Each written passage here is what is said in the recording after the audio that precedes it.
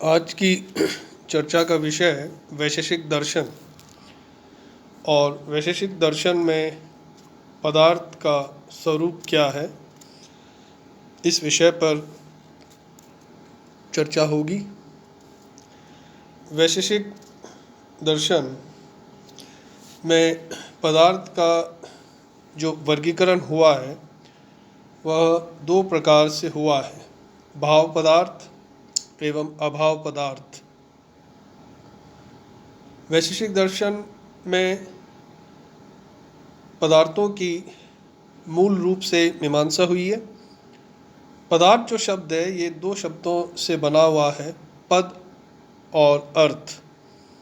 तो पदार्थ का अर्थ हुआ जिसका नामांकरण हो सके, अर्थात जिसे कुछ नाम दिया जा सके। तो जिस पद का कुछ अर्थ होता है उसे पदार्थ कहा जाता है, और जिस पद का कुछ मतलब होता है उसे पदार्थ की संज्ञा दी जाती है। अर्थात जिसे भी हम नाम दे सकें वह पदार्थ है।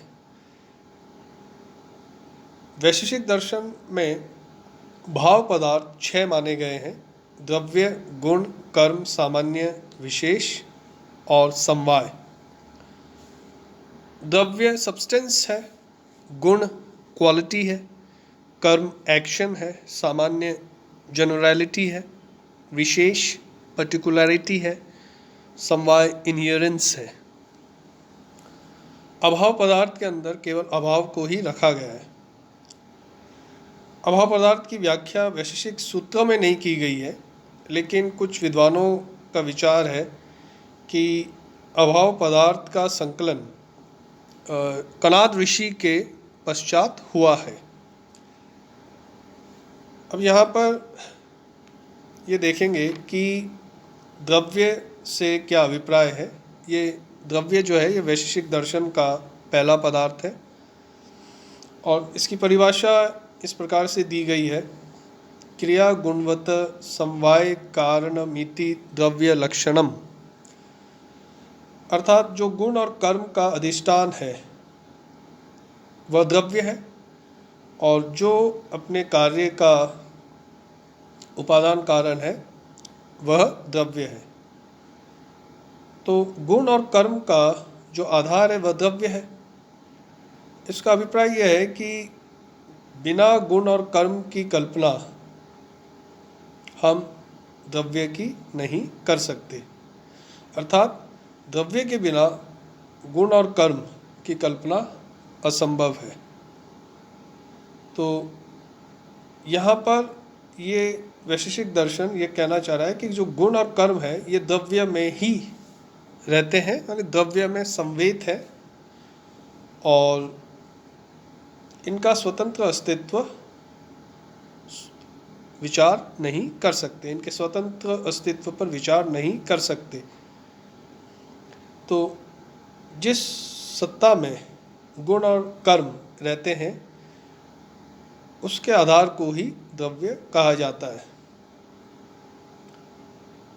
अब यहाँ पर ये ध्यान देना उचित होगा कि गुण और कर्म द्रव्य में रहते हैं, लेकिन फिर भी गुण और कर्म द्रव्य से भिन्न माने जाते हैं। गुण और कर्म गुणों से हीन है, उन्हें गुणवान नहीं कहा जा सकता, लेकिन द्रव्य गुणों से युक्त है। इस प्रकार द्रव्य को गुणवान कह सकते हैं। तो गुण और कर्म का जो आधार है वह द्रव्य ही है। अब द्रव्य में जो सामान्य निहित होता है उसे द्रव्यत्व कहा जाता है। द्रव्य वैशेषिक दर्शन ने 9 माने: पृथ्वी, अग्नि, वायु, जल, आकाश, दिक्, काल, आत्मा और मन। अब ये जो प्रथम 5 हैं ये भौतिक द्रव्य हैं: पृथ्वी, अग्नि, जल, वायु और आकाश। और इसे ये फिजिकल एलिमेंट्स हैं और इसे पंचभूत भी कहते हैं। अब इनका प्रत्येक का एक विशिष्ट गुण होता है। जैसे पृथ्वी का विशेष गुण गंध है, तो वैशेषिक का कहना है कि पृथ्वी शाश्वत और अशाश्वत है, लेकिन पृथ्वी के परमाणु शाश्वत हैं, लेकिन उससे जो बने हुए पदार्थ हैं वे अशाश्वत हैं, अनित्य हैं।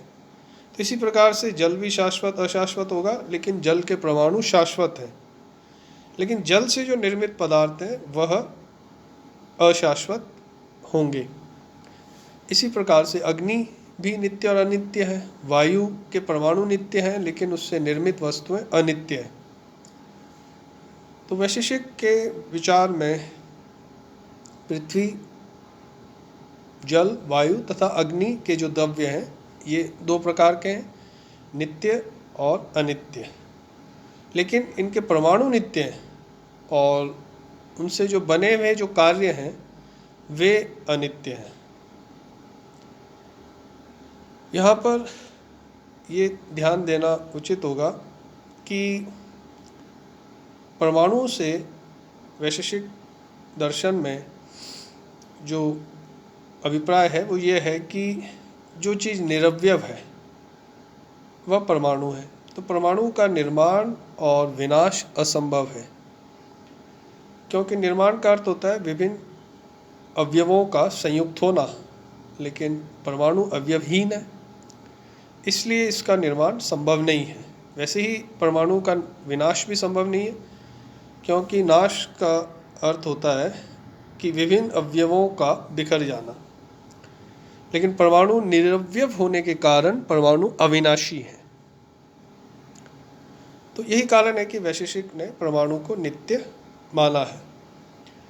अब हम देखेंगे कि पाश्चात्य दर्शन में भी परमाणुवाद है डेमोक्रिटस का, लेकिन जो अंतर है वो ये है कि डेमोक्रिटस ने परमाणुओं में केवल परिणाम को लेकर भेद माना है, गुण की दृष्टि से वहाँ पे सभी परमाणु बराबर हैं।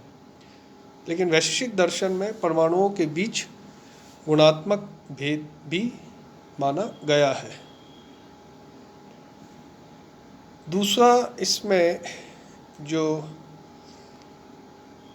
द्रव्य है वो है दिक् और काल। दिक् संसार की जो वस्तुएं हैं उसे आश्रय प्रदान करता है, और ये जो दिक् है ये अभौतिक है, और यदि दिक् ना होता तो संसार की जितनी भी वस्तुएं हैं वे एक दूसरे में प्रविष्ट हो जाती। तो दिक् अदृश्य है और इसका ज्ञान अनुमान के द्वारा ही होता है। तो ये जो प्रत्यय हैं पूर्व पश्चिम दूर निकट यहाँ वहाँ, इन प्रत्ययों का जो आधार है वह दिक् ही है। तो ये दिक् सर्वव्यापक है, नित्य है, और यदि दिक् एक है फिर भी दैनिक जीवन में एक स्थान और दूसरे स्थान पूर्व पश्चिम दिक् के ये औपाधिक भेद है। दिक् आकाश से अलग है, आकाश भौतिक द्रव्य है, जबकि दिक् भौतिक द्रव्य नहीं है, दिक् अभौतिक है। काल भी दिक् की तरह नित्य और सर्वव्यापी है। तो जो भी परिवर्तन होते हैं उसका आधार काल ही है, काल का प्रत्यक्षीकरण नहीं होता, और यह अनुमान का विषय है। अदृश्य है काल, प्राचीन नवीन भूत वर्तमान भविष्य ये सभी प्रत्ययों का आधार काल है, और क्षण दिन मास मिनट वर्ष इत्यादि ये काल के भेद हैं। दिक् जो है वो काल से अलग है, क्योंकि दिक् का विस्तार होता है, लेकिन काल जो है ये विस्तारहीन है। इसके बाद जो अगला है वो है मन। तो वैश्विक दर्शन ये कह रहा है कि मन अदृश्य है और अविभाज्य है, सरल है, और इसका ज्ञान अनुमान के माध्यम से होता है। वैश्विक दर्शन में कहा गया है कि बाह्य वस्तुओं का जो ज्ञान है वो बाह्य इंद्रियों के माध्यम से होता है। उसी प्रकार आत्मा सुख दुख आदि जो आंतरिक व्यापार है इनको जानने के लिए एक आंतरिक इंद्रिय की आवश्यकता होती है, और ये जो आंतरिक इंद्रिय है ये मन है। तो वैशेषिक दर्शन में मन को अणुरूप माना गया है, एटॉमिक है और निरवयव है। एक समय में एक ही प्रकार की अनुभूति संभव है। तो वैशेषिक दर्शन मन को नित्य मानता है क्योंकि यह अवयवहीन है। यहाँ पर वैशेषिक दर्शन ने मन को सक्रिय माना है, जबकि आकाश, काल, दिक् ये इत्यादि निष्क्रिय हैं। इसके बाद आत्मा के विषय में वैशेषिक दर्शन ये कहता है कि जो चेतना का आधार है वही आत्मा है, अर्थात आत्मा वह द्रव्य है जो ज्ञान का आधार है। फिर वैशेषिक दर्शन ने दो प्रकार की आत्माओं को माना है, जीवात्मा और परमात्मा। जीवात्मा की चेतना सीमित है और परमात्मा की चेतना असीमित है। जीवात्मा अनेक है लेकिन परमात्मा एक है। एक प्रकार से देखा जाए तो ईश्वर का जो दूसरा नाम है वह ही परमात्मा है। तो वैशेषिक के विचार के अनुसार ज्ञान, सुख, दुख, इच्छा, कर्म, धर्म, अधर्म इत्यादि ये आत्मा के गुण है।